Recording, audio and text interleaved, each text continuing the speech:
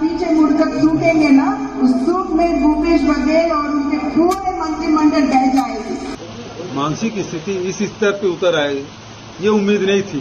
जब हम लोग साथ थे और अर्जुन सिंह जी के साथ वो राज्य मंत्री थे तो।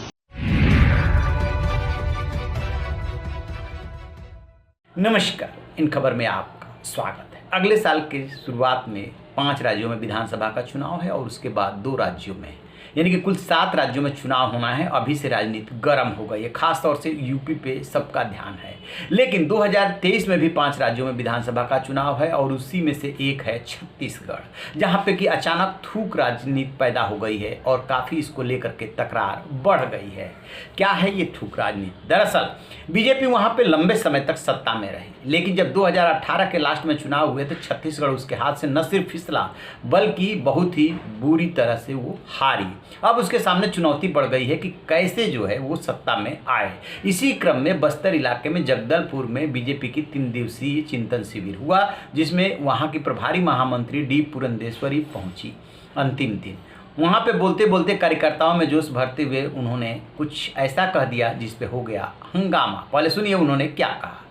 एक बार अगर आप पीछे मुड़कर सूखेंगे ना, उस सूख में भूपेश बघेल और उनके पूरे मंत्रिमंडल बह जाएगी।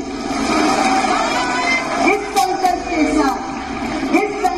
साथ आज से आपको काम करना पड़ेगा और फिर से आपके परिश्रम से भारतीय जनता पार्टी 2023 में जरूर सत्ता में आएगी, इस विश्वास के साथ।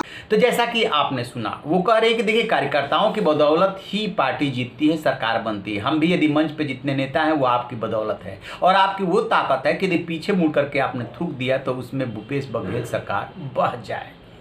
आपको डी पुरंदेश्वरी के बारे में बता दें कि ये कभी कांग्रेस में हुआ करती थी, मंत्री थी केंद्र में, लेकिन तेलंगाना के मुद्दे पे इन्होंने 2014 में रिजाइन कर दिया और उसके बाद बीजेपी में शामिल हो गए। बीजेपी ने इनको छत्तीसगढ़ का प्रभारी बनाया हुआ है।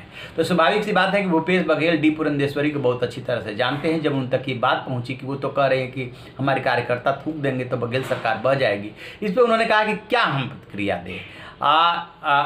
जब हमारे साथ थी तब तो ऐसा नहीं था और उनसे ये उम्मीद भी नहीं की जाती। वो भी कहते कहते रुक गए, कुछ और बोलना चाह रहे थे लेकिन उन्होंने अपने को संभाला। जरा उनको भी सुन लीजिए। भारतीय जनता पार्टी में जाने के बाद पुरंदेश्वरी जी की मानसिक स्थिति इस स्तर पे उतर आए, ये उम्मीद नहीं थी। जब हम लोग साथ थे और अर्जुन सिंह जी के साथ वो राज्य मंत्री थे तब तो ठीक ठाक थी, लेकिन भारतीय जनता पार्टी में जाने के बाद क्या स्थिति हो गई है। और यदि आसमान पे थूकोगे तो खुद के चेहरे पे गिरता है। और सर तो जैसा कि आपने उनको सुना, फिर उन्होंने बहुत ही होशियारी से इसका जवाब दिया कि वो तो ऐसी न थी और न ही उनसे ऐसी उम्मीद थी। खैर, इसके बाद वो कह रहे हैं कि जो आसमान में थूकता है वो आकर के उसी के ऊपर गिरता है। बहुत सधा हुआ बयान। लेकिन अब सबसे बड़ा सवाल ये है कि इतनी तकरार क्यों? भूपेश बघेल 2 मोर्चे पर लड़ाई लड़ रहे हैं। एक, उन्हीं के पार्टी के जो नेता हैं, स्वास्थ्य मंत्री हैं टी.एस. सिंहदेव, उन्हें अपनी बारी का इंतजार है कि 2.5 साल पूरा कर लिया, मुख्यमंत्री की कुर्सी छोड़िए, मुझे सौंपिए, जिसको लेकर के आला कमान के यहाँ 2 बार पंचायत हो चुकी है। और दूसरी तरफ बीजेपी जो है हुंकार भर रही है बस्तर में और उसके हेडक्वार्टर जगदलपुर में जानबूझ के ये कार्यक्रम किया गया था ताकि आदिवासियों को लुभाया जा सके। बीजेपी को लग रहा है कि छत्तीसगढ़ उसके हाथ से निकलना नहीं चाहिए था।